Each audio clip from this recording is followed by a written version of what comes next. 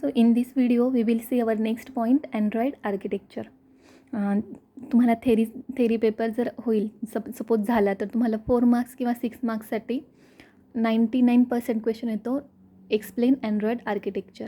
आणि आता जर ऑनलाईन असेल तर त्याच्यामध्ये MCQसाठी सुद्धा यातलेच पॉईंट पडणार आहेत. What is Android architecture? So first, Android architecture consist of stack of components.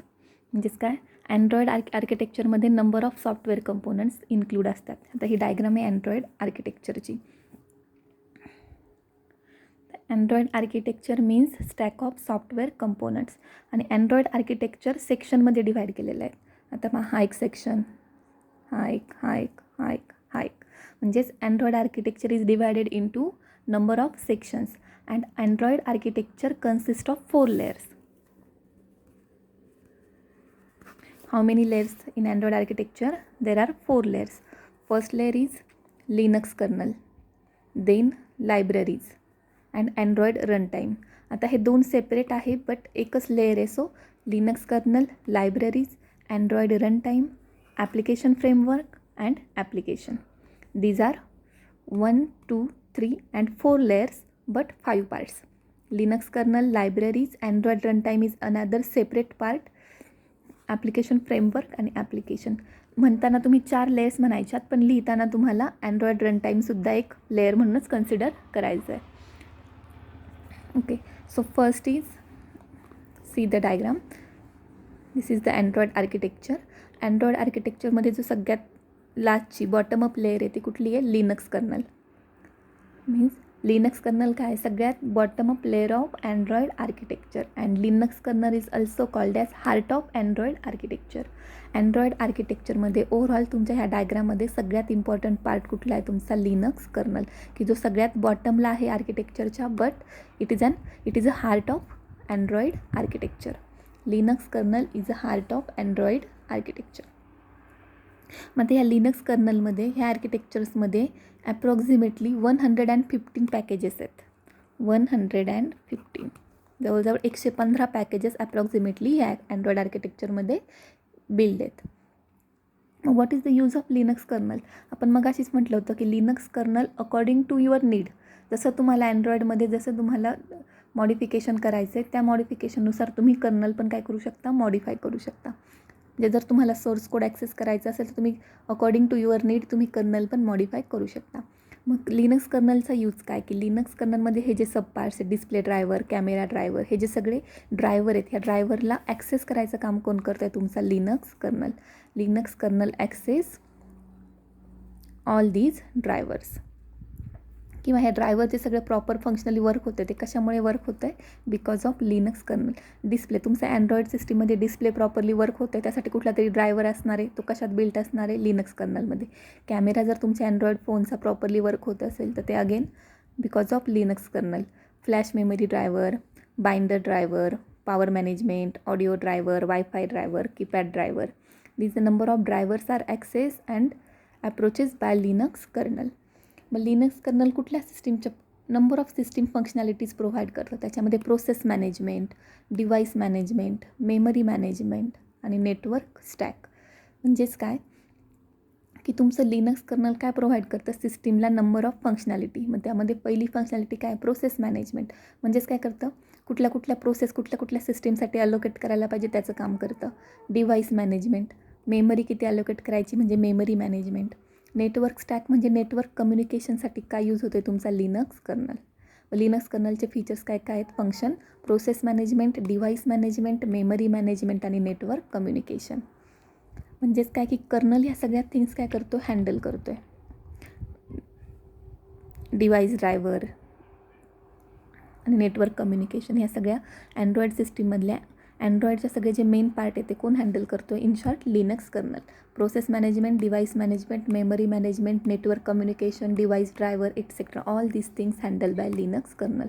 मग फर्स्ट पॉईंट होता Linux kernel bottom up layer आहे, हार्ट आहे तुमचं अँड्रॉइड आर्किटेक्चरचं. सगळे ड्रायव्हरला मॅनेज करायचं काम कोण करते? Linux kernel. त्याच्यामध्ये कुठले फंक्शन्स प्रोव्हाइड करते? प्रोसेसचं मॅनेजमेंट, डिव्हाइसचं मॅनेजमेंट, मेमरीचं मॅनेजमेंट आणि नेटवर्कचं कम्युनिकेशन. ओके, त्यानंतर नेक्स्ट लेअर आहे तुमची लायब्ररीज. आता लायब्ररी काय आहे? तुमची टॉप ऑफ लिनक्स कर्नल कुठली लेअर आहे? Library. Library layer is in is a top of Linux kernel layer, म्हणजे लिनक्स कर्नलच्या टॉपला आहे. ती कुठली लेअर आहे तुमची? लायब्ररीज. याच्यामध्ये आता surface manager, media framework, SQLite, WebKit, free type, OpenGL, SGL, SSL आणि लिप्सी. ह्या सगळ्या काय आहेत? तुमच्या लायब्ररीज आहे की ज्या तुम्ही अँड्रॉईडमध्ये यूज केलेल्या आहेत. मग लायब्ररीज काय यूज करतो आपण अँड्रॉईडमध्ये? या ज्या सगळ्या लायब्ररीज आहेत त्या कशाला सपोर्ट करतात? तुमच्या अँड्रॉईड डेव्हलपमेंटला. अँड्रॉईड ॲप्लिकेशन डेव्हलप करण्यासाठी ऑल दीज लायब्ररी सपोर्ट. त्याच्यामध्ये फर्स्ट कुठली आहे? Surface manager. तर सरफेस मॅनेजर ही जी लायब्ररी ही कशासाठी यूज केली जाते? This library is responsible for managing access to display subsystem. म्हणजे सरफेस मॅनेजरचं काम काय लायब्ररीचं? की डिस्प्ले सिस्टीमचा डिस्प्ले प्रॉपरली वर्क होतो की नाही, किंवा डिस्प्ले जर तुम्हाला मॅनेज करायचा असेल किंवा डिस्प्ले जर ॲक्सेस करायचा असेल तर तुम्ही कुठली लायब्ररी यूज करणार आहे? Surface manager. This library is responsible for managing access to display subsystem. Second आहे तुमचं मीडिया फ्रेमवर्क. आता मीडिया फ्रेमवर्क म्हणजे ही जी मीडिया लायब्ररी आहे, ही मीडिया लायब्ररीचा यूज काय आहे? ही मीडिया लायब्ररी तुम्हाला सपोर्ट प्रोव्हाइड करते. तुम्हाला ऑडिओ आणि व्हिडिओ जर प्ले करायचं असेल किंवा रेकॉर्ड करायचं असेल अँड्रॉईडमध्ये, ऑडिओ व्हिडिओ आपण प्ले करतो, रेकॉर्ड करतो, तर ते सगळं कुठे होणार आहे? कुठल्या लायब्ररीजमध्ये? मीडिया लायब्ररीजमध्ये तुम्ही ऑडिओ व्हिडिओ प्ले करू शकता, रेकॉर्ड करू शकता, पॉज करू शकता. म्हणजे मीडियामध्ये काय होणार आहे? ऑडिओ व्हिडिओ रेकॉर्ड करायचे, प्ले करायचे, पॉज करायचे. देन तुमची SQLite आहे. आता SQLite हा काय तुमचा डेटाबेस आहे. मग ही जी लायब्ररी याच्यामध्ये SQLiteचे फीचर्स असणार आहे की ते तुम्हाला डेटाबेस सपोर्ट प्रोव्हाइड करणार आहे, ज्याच्यामध्ये तुम्ही काय करू शकता? डेटा स्टोअर करू शकता. त्याच्यानंतर फ्री टाईप. फ्री टाईप कशासाठी यूज केली असणार आहे तुम्हाला? आता फॉन्ट सपोर्ट. फ्री टाईप काय प्रोव्हाइड करते? Font support. जसं तुमचं SQLite स्टोरेज प्रोव्हाइड करतं तसं फ्री टाईप काय ही जी लायब्ररी काय सपोर्ट करते? फॉन्ट, म्हणजे साईज मिनिमम मॅक्झिमम वगैरे फॉन्टला सपोर्ट करते.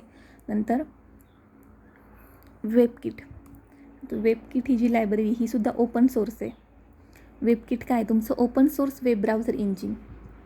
WebKit is nothing but open source web browser engine, जे काय प्रोव्हाइड करतं? All the functionalities to display web content. म्हणजेच काय की वेबच्या रिलेटेड जे काही असणार आहे ते सगळं कोणत्या लायब्ररीमध्ये असणार आहे? वेबकिटमध्ये. मग वेब पेज आपण लोड करतो, वेब पेज ओपन करतो, रिलोड करतो, किंवा वेब पेजवर डिस्प्ले करतो आपण कंटेंट, वेब कंटेंट, हे सगळं कोणत्या लायब्ररीत असणार आहे? वेबकिटमध्ये. वेब कंटेंट डिस्प्ले करायचे, पेज लोड करायचं, ह्या सगळ्या फंक्शनॅलिटी कशात असणार आहे? वेबकिटमध्ये. त्याच्यानंतर SSL म्हणजे तुमची secure socket layer. SSL secure socket layer. आता ही जी लायब्ररी आहे ही कशासाठी यूज केली आहे? तुमच्या वेब सर्व्हर आणि वेब ब्राउझरमध्ये एक लिंक इस्टॅब्लिश करण्यासाठी, म्हणजे इंटरफेस बिटवीन वेब सर्व्हर आणि web browser. Secure socket layer is a security म्हणजे ही कशासाठी यूज केली आहे? सिक्युरिटी प्रोव्हाइड करते तुमच्या वेब सर्व्हर आणि वेब ब्राउझरच्या कनेक्शनमध्ये. एक लिंक प्रोव्हाइड करते, इन्क्रिप्टेड लिंक. सिक्युरिटी कशी प्रोव्हाइड करणार? Using encryption technique. Encryption technique use करून काय केली जाते? सिक्युरिटी प्रोव्हाइड केली जाते बिटवीन वेब सर्व्हर आणि वेब ब्राउझरला.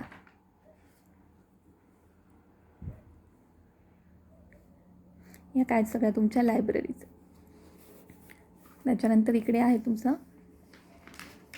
Android runtime. आता माझं पॅरलच आहे ह्याच लेअरमध्ये. पॅरल काय तुमचं? Android runtime. मग अँड्रॉईड रनटाईम एक लेअर आहे, त्याच्यामध्ये काय कोर लायब्ररीज आहेत आणि DVM आहे. ओके. अँड्रॉईड रनटाईममध्ये कोर लायब्ररीज आणि DVM. मग Android runtime is a third section of Android architecture.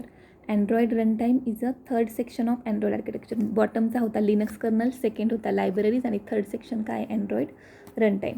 It is a third section of Android architecture and available on the second layer from the bottom.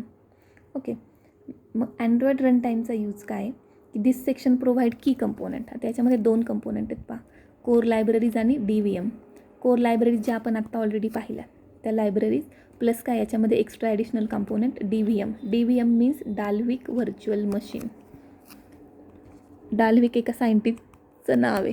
Dalvik virtual machine. जसं तुमचं जावामध्ये JVM असतं, जावा virtual machine, तसं अँड्रॉईडमध्ये कुठलं असतं? DVM, Dalvik virtual machine. आता exactly what is Dalvik virtual machine आपण next चॅप्टरमध्ये पाहूया. इथे फक्त लक्षात ठेवा what is DVM, Dalvik virtual machine. हे काय आहे तुमचं? Same like JVM but it is register base. Okay. Dalvik is a register base. आणि कशासाठी यूज केलं जातं, तुमचं अँड्रॉईडला ऑप्टिमायझेशन प्रोव्हाइड करण्यासाठी DVM यूज केलं जातं. मग DVMमध्ये कुठले कुठले फीचर्स आहेत? अगेन DVMमध्ये तुम्ही मेमरी मॅनेजमेंट करू शकता किंवा तुम्ही मल्टी थ्रेडिंग करू शकता. हे जे सगळे फीचर्स आहे कशामध्ये ॲड केलेले आहेत तुमच्या DVMमध्ये, Dalvik virtual machine.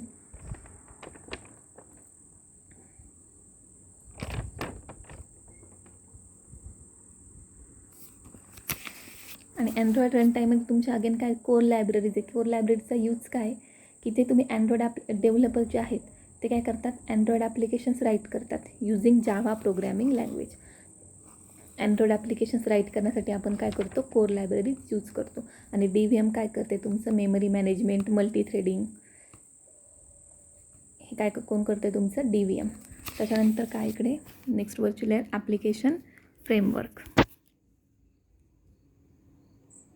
Okay, next layer आहे application framework layer.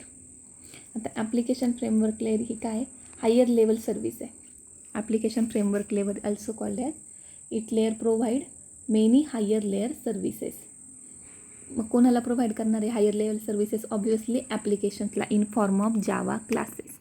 Application framework layer provide many higher level services in form of Java classes. म्हणजे याच्यामध्ये काय केलं जातं, क्लासेसचा यूज करून किंवा जावा क्लासेसचा यूज करून काय केलं जातं, ॲप्लिकेशन बिल्ड केलं जातं. ॲप्लिकेशन फ्रेमवर्कमध्ये प्रोव्हाइड करतं हायर लेवल सर्विसेस. त्याच्यामध्ये कुठल्या कुठल्या services, activity manager, window manager, content provider, view system, resource manager, telephony, package manager, location manager, notification manager. All these manager comes under in application framework. मग application फ्रेमवर्क्समध्ये जे काही application developers असतात ते allowed to more use of these services in their application. म्हणजेच काय की जे डेव्हलपर असतात ते अँड्रॉइड डेव्हलपर हे जे सगळे ॲप्लिकेशन्स आहेत हे सगळे ॲप्लिकेशन्स त्यांच्या सर्व्हिसेसमध्ये किंवा त्यांच्या ॲप्लिकेशन्समध्ये यूज करतो. एक फ्रेमवर्क तयार करतो म्हणजेच ॲप्लिकेशन फ्रेमवर्क. नेक्स्ट आहे तुमचं ॲप्लिकेशन. आता हे डिटेल्समध्ये आपण नेक्स्ट चॅप्टरमध्ये पाहणार आहे. विंडोज मॅनेजर काय, कंटेंट प्रोव्हायडर काय, याच्यामध्ये सेपरेट पॉईंट आहे. इथे जस्ट तुम्हाला फक्त ओव्हरलुक करायचा. नेक्स्ट आहे ॲप्लिकेशन. आता ॲप्लिकेशन म्हणजे it is the top most layer of Android architecture. What is the use of application? The use of application is to write application to be installed on this layer only. म्हणजे ह्या लेअरवर तुम्ही काय करू शकता, application install करू शकता.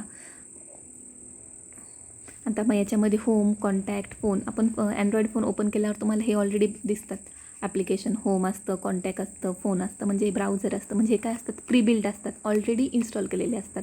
आणि काही ॲप्लिकेशन असे असतात की जे आपण प्ले स्टोअरवरनं काय करू शकतो, डाउनलोड करू शकतो, की जे आपल्याला नंतर लागतात. ते सपोज एखादं मेसेंजर ॲप्लिकेशन असेल तर आपण नंतर गुगल प्लेवरनं डाउनलोड करतो, किंवा एखादं टायमर असेल तर. आणि जे बाकीचे आहेत होम, कॉन्टॅक्ट, फोन हे काय असतात, बाय डिफॉल्ट सेट केलेले असतात. म्हणजे इथे ॲप्लिकेशन लेअरमध्ये तुम्ही काय करू शकता, ॲप्लिकेशन इन्स्टॉल करू शकता, किंवा थर्ड पार्टीकडनं जे ॲप्लिकेशन्स तुम्हाला निडेड आहेत ते तुम्ही डाउनलोड करू शकता बाय युजिंग प्ले स्टोअर किंवा ॲमेझॉन ॲपवरनं. ठीक आहे. मग ॲप्लिकेशन्स लेअर्स म्हणजे जे मोबाईलमध्ये ॲप्लिकेशन्स तुम्हाला दिसतात बाय डिफॉल्ट ते इथे राईट करायचे. आणि जे तुम्ही गुगल प्ले स्टोअरवरनं पण डाउनलोड करणार आहे ते पण तुम्ही कुठे राईट करणार आहे, ॲप्लिकेशन्स लेअरमध्ये. This is the diagram of Android architecture. याच्यानंतर नेक्स्ट पॉईंट आहे तुमचा अँड्रॉइड इकोसिस्टीम.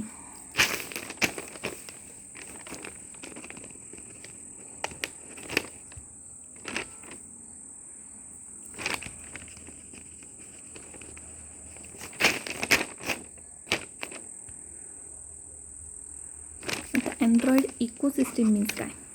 आता अँड्रॉइड माहिती तुम्हाला काय, Android is open source Linux based operating system used in mobile devices means Android. आणि इकोसिस्टीम म्हणजे काय की इकॉनॉमिकल कंडिशन काय अँड्रॉइडची करंट मार्केटमध्ये, म्हणजेच Android ecosystem.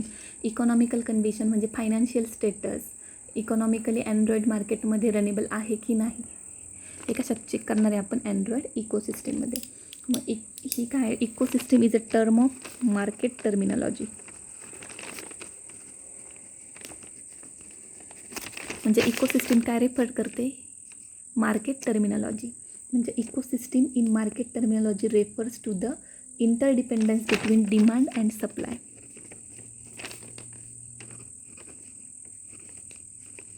Interdependence between demand and supply. आता पहा अँड्रॉइड इकोसिस्टीममध्ये तुम्हाला मेन एवढंच लक्षात ठेवायचं आहे, डिमांड अँड सप्लाय. आता इकोसिस्टीम म्हणजे काय? इको म्हणजे इकॉनॉमिकल कंडिशन अँड्रॉइडची करंट मार्केटमध्ये काय म्हणजेच काय अँड्रॉइड इकोसिस्टीम म्हणजे अँड्रॉइड इकोसिस्टीम ही कुणाची टर्म आहे? मार्केटची. मग त्याच्यामध्ये इकोसिस्टीम मीन्स एक्झॅक्टली काय? It is a interdependence between demand and supply. Interdependence म्हणजे दोघांमधली रिलेशनशिप, डिमांड आणि सप्लाय. आता डिमांड मीन्स काय आणि सप्लाय मीन्स काय? डिमांड म्हणजे काय की सपोज मार्केटमध्ये आता अँड्रॉइड फोनला डिमांड आहे, ठीक आहे, म्हणजे युजरला अँड्रॉइड फोन पाहिजे. नंबर ऑफ कस्टमर्स मार्केटमध्ये अवेलेबल आहेत to buy Android phone. Okay, मग according to customer satisfaction developer तेवढे अँड्रॉइड फोन सप्लाय करत आहे की नाही, याच्यामधली जी रिलेशनशिप आहे इज नथिंग बट इकोसिस्टीम.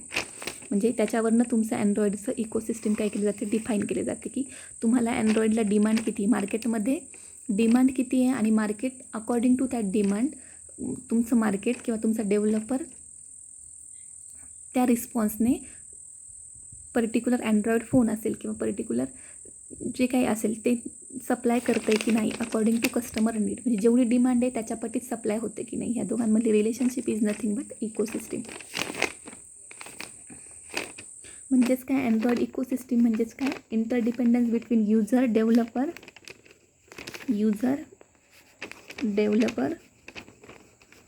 आणि जे अँड्रॉइड फोन बनवत असतील म्हणजेच आपण त्यांना काय म्हणू? Equipment makers. इक्विपमेंट म्हणजे जे काही अँड्रॉइडचे पार्ट्स वगैरे फोनचे पार्ट्स, ओके, डिव्हाइस जे बनवतात ते. म्हणजेच काय? डिमांड आणि सप्लाय समजलं. म्हणजेच आता इंटरडिपेंडन्स बिटवीन युजर डेव्हलपर आणि इक्विपमेंट मेकर्स. तर युजर म्हणजे ऑब्व्हियसली कस्टमर की जे डिव्हाइस किंवा जे अँड्रॉइड फोन बाय करणारे की जे असे लोक की ज्यांना अँड्रॉइड डिव्हाइस किंवा स्मार्टफोन काय करायचं आहे? बाय करायचं आहे. ते कशामध्ये येणार आहे? युजरमध्ये. डेव्हलपर म्हणजे काय की ते काय करणार आहे? जे अँड्रॉइड फोन बनवले त्याच्यामध्ये काय करणार आहे? जे डिव्हाइस असेल त्याच्यामध्ये काय करणार आहे? अँड्रॉइडचे ॲप्लिकेशन इन्स्टॉल करणार आहे. ते काम कोण करणार आहे? डेव्हलपर. म्हणजे आता फोन बनवला आहे तर इक्विपमेंट मेकर्स म्हणजे काय की तुम्हाला एक हार्ड कॉपी भेटली आहे फोनची, ठीक आहे, तुम्हाला एक टॅबलेट बनवून दिला आहे पण त्याच्यामध्ये अँड्रॉइडचं ॲप्लिकेशन इन्स्टॉल आहे का नाही, ते टॅबलेट बनवायचं काम कोण करणार आहे? Equipment makers. किंवा तुमचं अँड्रॉइड फोन बनवायचं काम कोण करणार आहे? Equipment makers. बट त्याच्यामध्ये अँड्रॉइडचं ॲप्लिकेशन इन्स्टॉल करायचं काम कोण करणार आहे? डेव्हलपर. लक्षात आलं नाही? ह्या तिघांमधलं रिलेशनशिप इज नथिंग बट तुमची अँड्रॉइड इकोसिस्टीम. म्हणजेच काय की युजर किती अँड्रॉइड फोन बाय करणार आहे, मग according to that demand equipment makers तेवढे डिव्हाइस बनवते की नाही, आणि जरी इक्विपमेंट मेकर्सने डिव्हाइस बनवले तरी डेव्हलपर ते डिव्हाइस बाय करून त्याच्यामध्ये ॲप्लिकेशन्स बनवते आणि सेल करते की नाही, हे सगळं पाहायचं. म्हणजेच काय? तुमचं अँड्रॉइड इकोसिस्टीम.